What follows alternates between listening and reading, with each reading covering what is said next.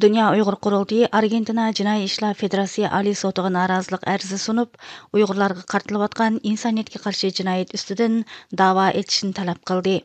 Bu norozilik arzi Buenos Airesdagi Jinoiy ishlar soti, Jinoiy ishlar Federatsiya Oliy sotining Uyg'urlarning irqiy qirg'inchilik va insoniyatga qarshi jinoyatga uchrash masalasi bo'yicha da'vo etish haqidagi buyrug'ini ijro qilmagandan keyin sunilgan.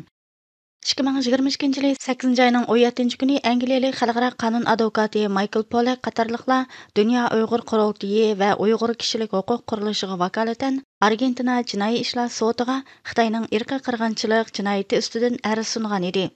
Biroq aradan 1 yil o'tganda mazkur sotning taftish amaldori bu da'voga qaramaslik haqida qaror chiqargan. Argentina Jinoiy ishlar Federatsiya Oliy soti bo'lsa 2024 yılı 11 iyul kuni qaror chiqarib, Buenos Airesdagi bu Jinoiy ishlar sotining Uyg'ur irqiy qirg'inchiligi delosiga qaramaslik qarorini ag'dirib tashlagan. Shundaqla taftish doiralarining darhol tekshirish boshlashini buyurgan edi. Dünya Uyghur Qurultayıning ko'rsatishicha, Argentina Jinoiy ishlar soti bo'lsa bu buyruqqa amal qilmagan.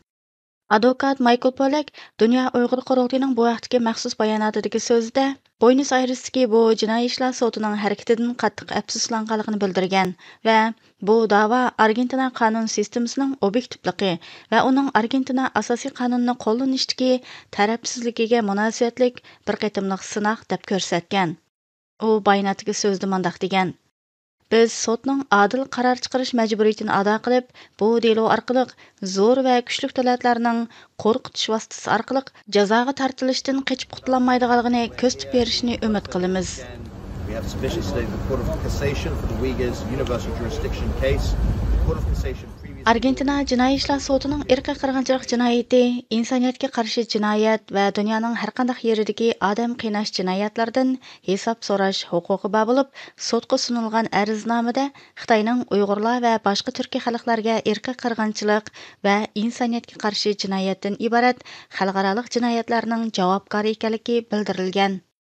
Norozilik arzi 6 noyabr kuni Argentinada Dünya Uyghur Qurultayıning sobiq raisi Dolqun Aysa, Uyg'ur Kishilik Huquq Qurilishinin direktori Ömer Qanat va xalqaro qonun advokati Michael Pollack tarafidan sunilgan.